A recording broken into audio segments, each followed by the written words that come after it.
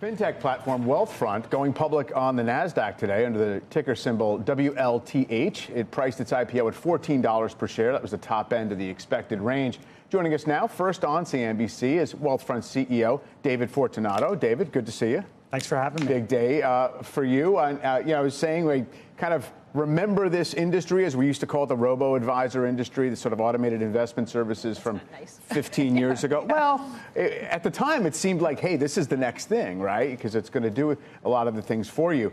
Talk about where Wealthfront sits in the business now and what your customer profile is. I mean, obviously, the Schwabs, the Vanguards offer similar things. Where do you fit? Yeah, so we serve more than 1.3 million customers across a range of products, so savings, investing, borrowing, and planning. Really what's happened over the last 15 years is that we've grown with our clients as they've grown. So when we were getting started 15, 16 years ago, it was a lot of 22-year-old software engineers, and now it's a lot of mid-30s, early 40s software engineers and a much more diverse range of careers. We try to meet all of their financial needs, and we've grown with them over time. In fact, I remember that the company used to talk about how clients were a huge percentage of like Twitter's employees or something. So like a lot of employee stock option wealth was there. A few years ago, you had a deal to be sold to UBS. The deal didn't go through. I guess at that point, you had some kind of sense that maybe as part of a larger institution, you could do more. Where do you sit now as you're going to be an independent competitor, or still are? Yeah, I mean, I think we'll look back on that deal and the breakup of that deal as one of the best things that's ever happened to us. Right. It was a tough process at the time to get through, but we talked to the company. We talked about the road we had ahead. We knew we'd be profitable a month or two after the deal broke up. We've been profitable since then, grown our EBITDA margins to more than 40% every month since then. We've really focused on building a sustainable long-term company that can grow with our clients. And, I think that deal helped us build the maturity that we needed to get to and where we are today. One of the talking points I recall from back, let's say in the early 2010s, was that generation, the younger investors that were just getting into it, they bought into the low-cost indexing philosophy, right? Burton Malkiel was like, our part of the founding chief investment officer. So this efficient market theory, in other words, they sort of got it that maybe that those long-term principles made sense. We now have a market where like Robinhood has a $100 billion market cap because of high turnover, low-cost trading. So, I mean, has the market changed in terms of the customer needs or desires?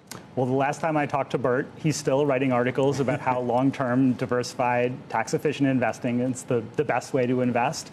And I think the data supports him. There are people that want to speculate and want to trade a lot. Those aren't our clients. Those aren't who we attract. And there's a lot of people with a lot of money that are growing their wealth quickly through passive investing. Look, I agree with you. I think that is the best way to invest. Everything else feels a little like gambling instead of investing.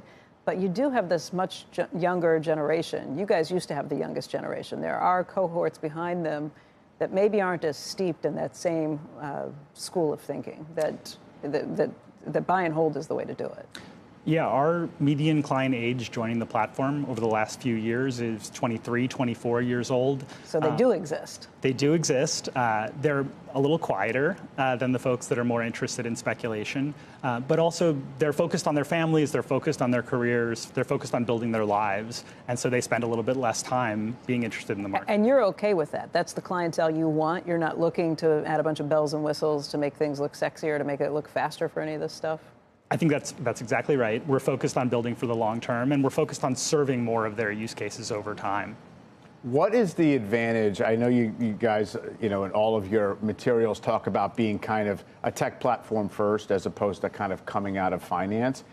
How does that practically matter to a customer, to the experience, to the kind of services you offer? If you look at the products that a 20, 30, early 40-year-old wants across their entire lives, they want digital products that work on their phone. They work the same at midnight as they do at noon. They want a great digital experience. They want it to be fast and easy to use. And that's true for how they get their groceries, and it's true for how they get their finances. And so we're trying to deliver a product experience that makes them feel comfortable and ultimately confident in building their financial futures.